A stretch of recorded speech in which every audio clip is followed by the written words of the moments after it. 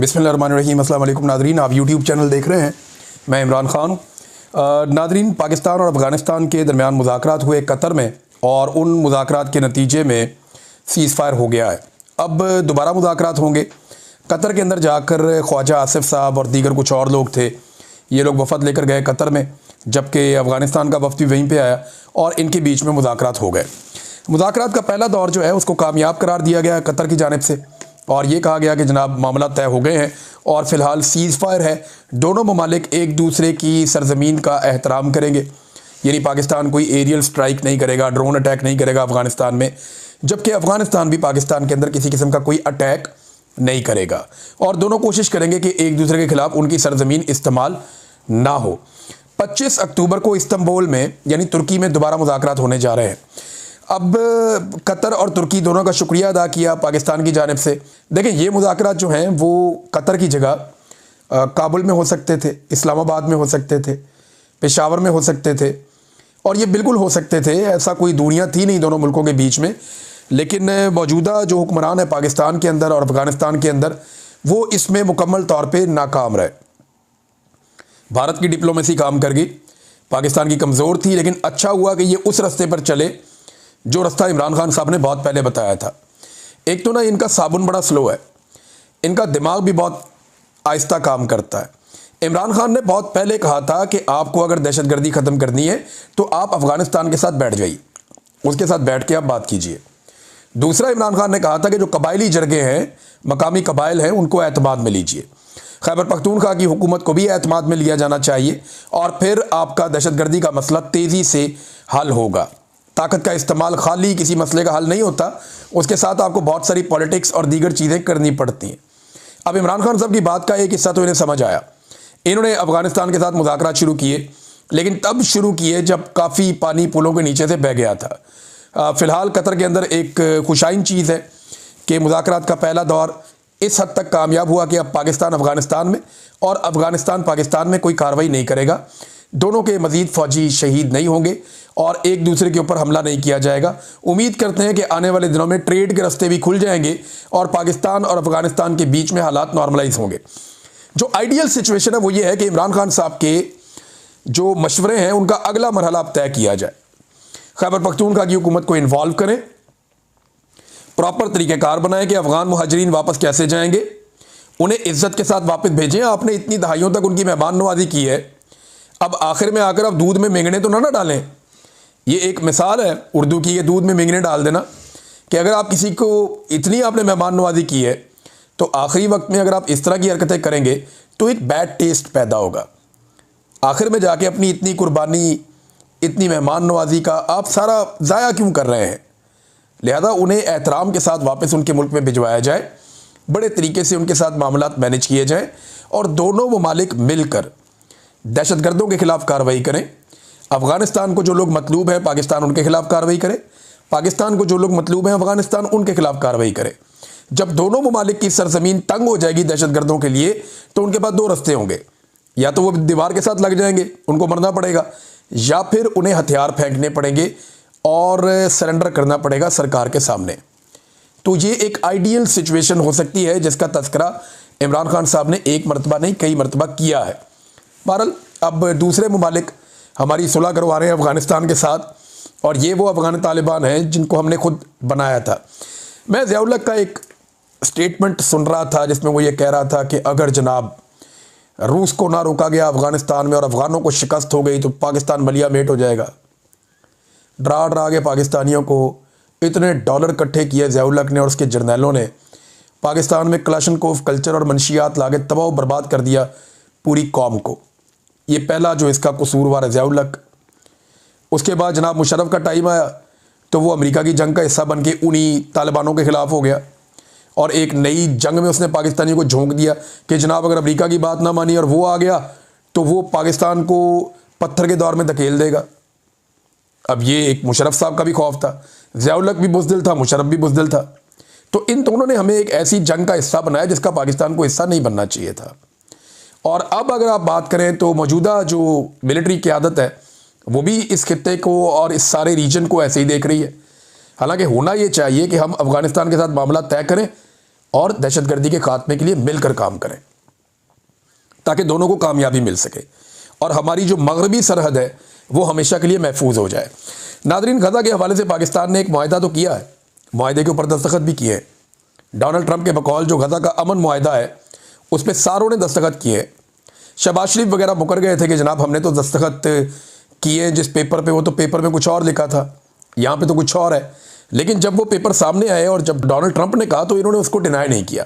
Donald Trump ने कहा जी इन्होंने इसी मुआहदे के ऊपर दस्तखत किए हैं और ये पहले दिन से मेरे साथ हैं और ये कह रहे हैं जी शुरू से हम आपके साथ हैं, और उन्होंने मुझे पूरी सपोर्ट दी है। और स्पेशली उसने नाम लिया शहबाज शरीफ का और आसिम मुनीर का, वो इनसे बहुत खुश था दोनों से। तो डोनाल्ड ट्रंप ने तो ये वाजे कर दिया कि जनाब ये उसके अंदर हिस्सेदार है। अब उस मुआहदे के तहत तो अमन होना चाहिए था, जंगबंदी होनी चाहिए थी, लेकिन लगातार इसराइल फ़लस्तीनियों का वहाँ पे कत्लेआम कर रहा है। अब एक और बड़ी अफसोसनाक खबर आई है, फ़लस्तीनियों से भरी हुई एक बस के ऊपर हमला किया गया, इसराइल ने हमला किया, 11 फ़लस्तीनी शहीद कर दिए। इनका ताल्लुक़ एक ही ख़ानदान से था। रोज़ाना खबर आती है, कभी 10 शहीद कर दिए, कभी 20 शहीद कर दिए, कभी इससे ज़्यादा शहीद कर दिए। तो कत्लो गारतगिरी का सिलसिला रुक नहीं रहा। तो जो मुआहदे पे दस्तखत करने वाले मुल्क थे, क्या उनमें से किसी एक मुल्क ने भी अमेरिका से रब्ता किया और उस मुल्क ने कहा हो कि जनाब आपने जंगबंदी करवाई है, ये क्या हो रहा है? बदस्तूर वहाँ पे कत्लेआम हो रहा है, ये कैसी जंगबंदी है, इसके बावजूद कत्लेआम नहीं रुक रहा। तो पाकिस्तान को इसके ऊपर आवाज़ उठानी चाहिए। देखें, 3 चीज़ें हैं जिस पे पाकिस्तान की गवर्नमेंट को क्लैरिटी लेकर आनी पड़ेगी। नंबर 1 कि ये जो कत्लेआम अब हो रहा है ये मुआहदे की खिलाफ वर्जी है जिस पे दस्तखत करवाए गए थे, लिहाजा अमेरिका मुआहदे की पासदारी करवाए। नंबर 2, अब्राहम अकॉर्ड के ऊपर डोनाल्ड ट्रंप का दावा है कि सऊदी अरब के साथ साथ सारे मुल्क इसको कबूल कर लेंगे, इसराइल को तस्लीम कर लेंगे। तो क्या पाकिस्तान करेगा या नहीं, इसमें क्लैरिटी लेकर आए। तीसरा, डोनाल्ड ट्रंप ने खुद कहा कि उनकी फ़ौज वहाँ जाएगी ज़रूर, लेकिन हमास को गैर मुसल्लह करने का काम उनकी फ़ौज नहीं करेगी, वो और लोग करेंगे उनके लिए। तो और लोग जो हैं वो फ़ौजी होंगे जो ये काम करेंगे। तो बाकी फ़ौजें तो इंडोनेशिया की, पाकिस्तान की और कुछ और जगहों से जा रही हैं। तो पाकिस्तान इसमें भी क्लैरिटी लेकर आए कि क्या पाकिस्तान वहाँ फ़ौज भेज रहा है, और अगर भेज रहा है तो किस काम के लिए भेज रहा है, और क्या वो हमास के साथ कोई मुज़ामत में या हमास के साथ किसी मुखालफत में जाएंगे, या वो इसराइल के ख़िलाफ़ वहाँ पे जा रहे हैं, किस काम के लिए जा रहे हैं, इसके अंदर भी क्लैरिटी लेकर आनी चाहिए।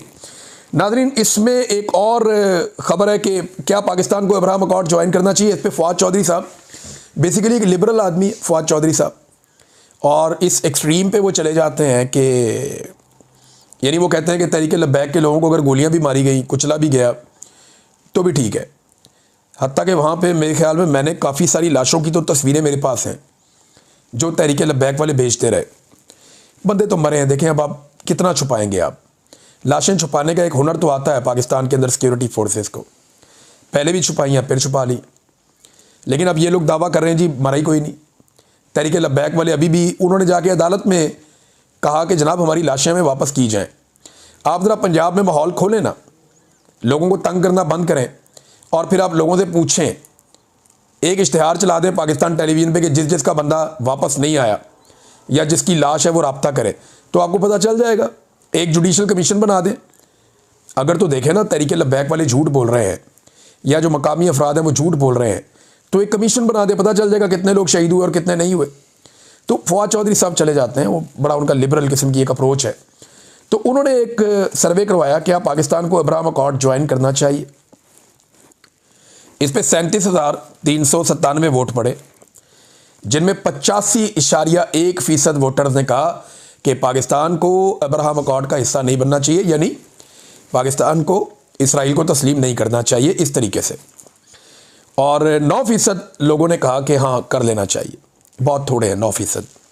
जबकि 5.8% लोगों ने कहा कि हमें मालूम नहीं, हम इसके ऊपर राय नहीं देना चाहते। लेकिन 85.1% लोगों ने कहा कि अब्राहम अकॉर्ड को पाकिस्तान को तस्लीम नहीं करना चाहिए या उसका हिस्सा नहीं बनना चाहिए। ये जनाब फ़वाद चौधरी साहब ने करवाया था। तो लोगों की आवाज़ जो है, जो जमहूर की आवाज़ होती है, वही किसी जमहूरी मुल्क के अंदर हकीकी राय होती है। नाज़रीन, तहरीक लब्बैक की जानिब से भी अब ख़बरें आना शुरू हो गई हैं, और ये कुछ सहाफ़ियों ने इसको पोस्ट किया और उन्होंने दावा किया कि तहरीक लब्बैक ने ये स्टेटमेंट दिया है कि 13 अक्टूबर को जो किया गया वो 13 अप्रैल 1919 को जो जलियांवाला बाग में हुआ था उसको दोहराया गया। जलियांवाला बाग में आप अगर 13 अप्रैल 1919 को अगर आप निकाल के पढ़ें तो आपको पता चलता है कि एक जनरल डायर हुआ करता था और बड़ी इबरतनाक मौत हुई उसको बाद में। तो जनरल डायर ने जलियांवाला बाग में घेर के लोगों का कत्लेआम कर दिया था और उसके बाद एक बड़ी खौफनाक तहरीक चल गई थी।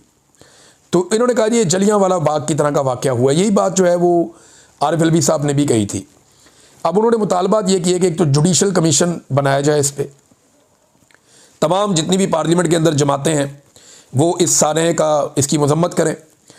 CM Punjab, IG Punjab, IG Islamabad, इनको ओहदों से हटाया जाए, एक और पुलिस वाला उसको भी, और इक़दाम कत्ल और दहशत गर्दी की FIRs इनके ख़िलाफ़ दर्ज की जाएँ और तमाम मदारस और मसाजिद जो बंद कर दी गई हैं उन्हें वापस खोला जाए।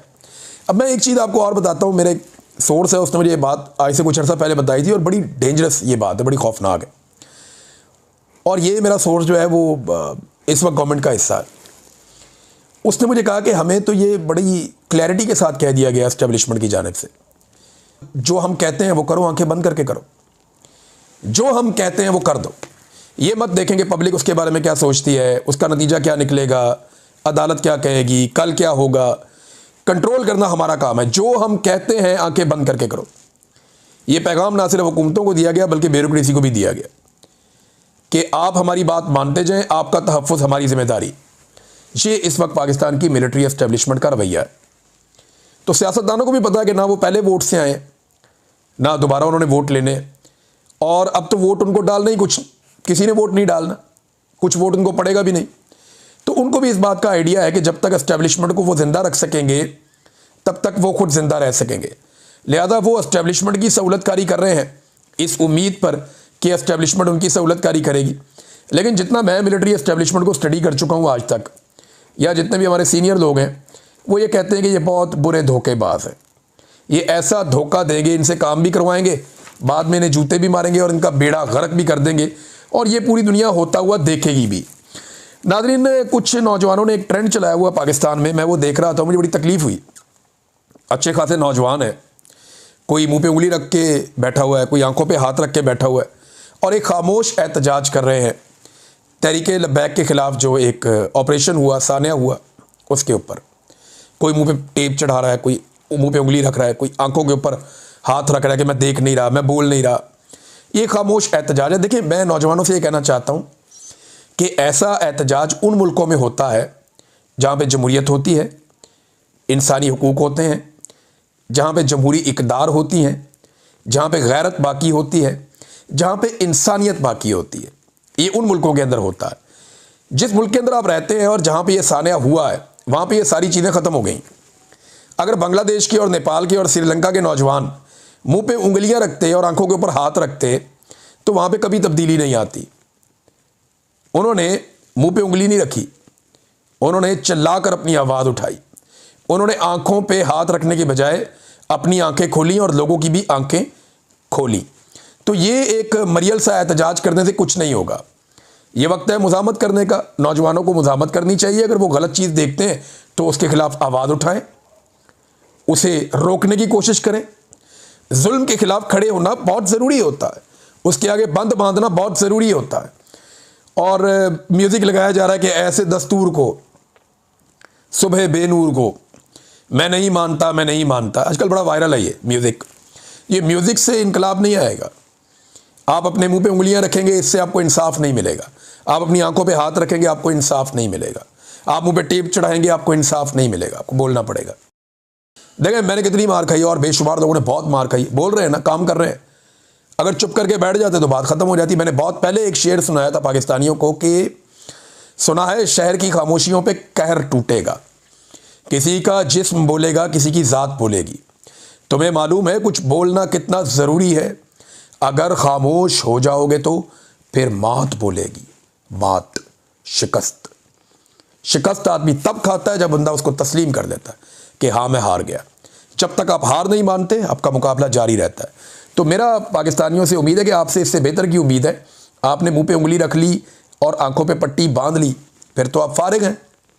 कुछ लोग ऐसे हैं जो धोखा भी देते हैं। मिसाल के तौर पे हाफिज़ नईमुर रहमान साहब हैं। मैं सेनेटर मुश्ताक साहब का इंटरव्यू सुन रहा था और मैं हैरान हो रहा था कि ये क्या चल रहा है इस मुल्क में। हाफिज़ नईमुर रहमान साहब जिस वक्त जलसों में खड़े होकर ये मुतालबात कर रहे थे इमरान खान से कि आप ट्वीट क्यों नहीं कर रहे इसराइल के खिलाफ, हालांकि बेशुमार ट्वीट्स हैं इमरान खान की इसराइल के खिलाफ, ढेर लगा पड़ा है, ट्वीटों का एक लंडा बाजार है और ट्वीटों से कुछ नहीं होता। इमरान खान ने बहुत ट्वीट किए, बड़े स्टेटमेंट दिए हुए हैं और सबको उनकी पोजीशन पता है। उन्होंने कहा इमरान खान साहब ने कि जनाब ये फ़लस्तीनियों को उनका हक मिल जाए उसके बाद आप अगली बात करें। इमरान खान साहब ने एक दफ़ा नहीं कई मरतबा कहा। तो हाफिज़ नईमुर रहमान साहब इमरान खान साहब से तो मुतालबा कर रहे थे कि आप ट्वीट करें, लेकिन उन्होंने कुछ भी शहबाज शरीफ को या आसिम मुनीर साहब को नहीं कहा जो डोनाल्ड ट्रंप साहब से मुआहदा करके आए थे। और सेम टाइम में जब वो इमरान खान से मुतालबा कर रहे थे कि आप ये वाली ट्वीट करें, उसी वक्त वही हाफिज़ नईमुर रहमान साहब बकौल सेनेटर मुश्ताक के कोशिश कर रहे थे कि सेनेटर मुश्ताक गज़ा ना पहुंच पाएँ। अंदाज़ा करें आप। अब इसको मुनाफ़कत ना कहें तो क्या कहें। अब इसके ऊपर जो क्लैरिटी है वो तो हाफिज़ नईमुर रहमान साहब ही दे सकते हैं, जमात इस्लामी के अमीर। हम तो इस पर कोई बात भी नहीं कर सकते क्योंकि इतना बड़ा इल्ज़ाम लगा दिया। और सेनेटर मुश्ताक को मैं जानता हूँ, वो झूठ नहीं बोलते, वो बड़े दिल गिरफ्तार थे जब उन्होंने ये बात कही। उन्होंने कहा इन्होंने पूरी कोशिश की जमात इस्लामी की क़यादत ने कि मुझे रोकें कि मैं किसी तरह गज़ा ना पहुँच जाऊँ, और मैं बड़ी कोशिश करने के बाद गज़ा पहुँचाऊँ। और जब वो गज़ा में वहाँ पकड़े गए, इसराइल ने उनको पकड़ लिया, तो साथ ही उन्होंने कहा जी हमारा सेनेटर हमारी जमात के, पहले उनको ओन नहीं कर रहे थे, पहले उनको रोकने की कोशिश कर रहे थे। अब ये क्या मुनाफ़कत है, मेरी तो समझ से बाहर है। बहरहाल सेनेटर मुश्ताक ने एक और बात भी कही है। उन्होंने कहा कि अगर पाकिस्तान के तमाम मसाइल हल करने हैं तो पाकिस्तान के जो मसाइल का हल है वो सिर्फ कैदी नंबर 804 का जो मैंडेट है चोरीशुदा, वो उसको वापस करने में। आप उसका मैंडेट वापस करें, पाकिस्तान के मसाइल हल होना शुरू हो जाएंगे। नाज़रीन, खैबर पख्तूनख्वा से कुछ डेवलपमेंट्स हैं वो मैं आपके साथ शेयर कर देता हूँ। सबसे पहले तो ये है कि आईजी खैबर पख्तूनख्वा को एक हुक्म दिया है सुहेल अफरीदी ने, और वो हुक्म ये है कि अब कोई भी social media activist Khyber Pakhtunkhwa से गिरफ्तार नहीं होगा, ना ही कोई उसको उठाकर वहाँ से ले जाएगा। और साथ में ये भी कहा कि ये सिर्फ पाकिस्तान तहरीक इंसाफ के लिए नहीं है, किसी भी पॉलिटिकल पार्टी का, चाहे नून लीग है, जमात इस्लामी है, ANP है, चाहे वो तहरीक लब्बैक है, जो भी है, किसी भी जमात का कोई भी सोशल मीडिया एक्टिविस्ट अगर खैबर पख्तूनख्वा में मौजूद है तो उसे कोई उठाएगा नहीं, कोई गिरफ्तार नहीं करेगा। ये इसकी ममानियत हो गई और ये हुक्म जारी किया है इस वक्त जो सुहेल अफरीदी साहब हैं, मौजूदा खैबर पख्तूनख्वा के वज़ीर आला, उन्होंने। उसके अलावा उनके एक और बयान से ये पता चलता है कि जो धांधली करने वाले ब्यूरोक्रेट थे, जिन्होंने ये प्रिजाइडिंग ऑफिसर लगे हुए थे, रिटर्निंग ऑफिसर्स लगे हुए थे, जिन्होंने धांधली में बड़ा किरदार अदा किया था, गंडापुर पे बड़ी तनकीद हुई जब वो वज़ीर आला बने तो उन्होंने उनके खिलाफ कोई एक्शन नहीं लिया। हालांकि पहले वो कहते रहे कि जिन अफसरान ने धांधली के अंदर किरदार अदा किया है उनके खिलाफ एक्शन होगा। और इस एक्शन के लिए ना तैमूर झगड़ा साहब ने पूरी एक ग्राउंड बनाई हुई है। बाकायदा एंटी करप्शन में जाके कुछ अफसरान ने ये बयानात दे दिए हैं कि जनाब हमने तो कोई और रिज़ल्ट बनाया था, ये तो रिज़ल्ट उससे मुख्तलिफ है जो फॉर्म 47 में है, ये जाली रिज़ल्ट है जिसके ऊपर तैमूर झगड़ा को हराया गया है। अब ये जिन अफसरान ने बयानात दिए हैं, इस मामले को रोकने की इलेक्शन कमीशन पूरी कोशिश कर रहा है, लेकिन एंटी करप्शन में ये मामला चल रहा है। अब सुहेल अफरीदी साहब ने इस बात का इंदिया दे दिया है कि कमबख्ती आएगी उन अफसरान की जिन्होंने खैबर पख्तूनख्वा के अंदर धांधली की थी। काबीना का अभी तक अनाउंसमेंट नहीं हो सका। खैबर पख्तूनख्वा की मुशावरत उसके ऊपर जारी है। इमरान खान साहब से मुशावरत का इंतज़ार है कि उनसे मुलाकात हो जाए तो मुशावरत हो जाएगी। वैसे इमरान खान साहब की मुलाकात होगी ना सुहेल अफरीदी से, तो ये बात तो पक्की है कि निज़ाम बड़े गौर से सुनेगा, कैमरे भी बड़े टाइट करके लगेंगे, खुफिया माइक्स भी लगेंगे, बहुत सारी चीज़ें वहाँ लगाई जाएंगी, पूरी बगिंग की जाएगी ताकि एक एक लफ्ज़ और एक एक एक्सप्रेशन नोट किया जाए कि इमरान खान साहब सुहेल अफरीदी को क्या कहते हैं और वो वहाँ से क्या पैगाम लेकर जाते हैं। निज़ाम एक एक चीज़ को नोट करेगा जब ये मुलाकात होगी, ताकि उसके बाद वो अगली हिकमत अमली बना सकें। फ़िलहाल तो मुलाकात नहीं करवाई जा रही, देखते हैं क्या बनता है। उन्होंने एक अदालत के अंदर एक डॉक्यूमेंट भी जमा करवाया, एक अपील भी की हुई है। अब इस्लामाबाद हाई कोर्ट से इंसाफ की उम्मीद बहुत कम ही रहती है, लेकिन ये है कि चलें और कुछ नहीं होगा तो इस्लामाबाद हाई कोर्ट मज़ीद एक्सपोज तो ज़रूर होगी। मौलाना फजलुर रहमान साहब के हवाले से नजम सेठी ने दावा किया कि वो अफरा तफरी फैलाना चाहते हैं। दो ही चीज़ें हो सकती हैं ना, फजलुर रहमान साहब की सियासत का उसूल तो सिर्फ फ़ायदा है, मुनाफा, कि जितना मैक्सिमम मुनाफा वो कमा लें। देखें ना, जो इनके वालिद गिरामी थे वो दरवेश आदमी थे, उनकी बड़ी इज्जत थी सियासत में। फजलुर रहमान साहब ने सियासत में इज्जत से ज़्यादा कामयाबी, यानी उन्होंने इज्जत को कामयाबी नहीं समझा, उन्होंने समझा कि जितनी मैक्सिमम पोजीशंस आप ले सकते हैं। आज इस ख़ानदान के पास अरबों रुपए हैं, बेशुमार पैसा है, बेशुमार मालो दौलत है, बेशुमार ओहदे इन्होंने इंजॉय किए हैं, बड़ी बड़ी गाड़ियाँ, बड़े बड़े महल, बहुत सारा कुछ इनके पास है। तो ये अपने वालिद वाली इज्जत फिर इंजॉय नहीं कर सकते ना। आपने चूज़ कर लिया कि आपको किस रास्ते पे चलना है। तो एक तो ये नजम सेठी साहब कह रहे हैं कि अफरा तफरी फैला रहे हैं ताकि किसी और के लिए रास्ता बने। सादी बात ये, वो ये कहना चाह रहे हैं कि मार्शल लॉ लगने का रास्ता बने, फजलुर रहमान अफरा तफरी फैलाएंगे। वो ये क्या पिद्दी और क्या पिद्दी का शोरबा, ऐसे थोड़ी लग जाते हैं मार्शल लॉ, ये नहीं लगना। हाँ, एक और बात कुछ लोग कह रहे हैं जिसमें मुझे यकीन आता है कि फजलुर रहमान साहब 27वीं आईनी तरमीम के लिए अपना रेट बढ़ाने की कोशिश कर रहे हैं और उसके सौदे के लिए तैयारी हो रही है कि 27वीं आईनी तरमीम जब की जाए तो फजलुर रहमान साहब को उनकी मर्जी का रेट मिलना चाहिए। अब तक के लिए इतना ही। अपना ख्याल रखिएगा, अपने इस चैनल का भी। अल्लाह हाफ़िज़।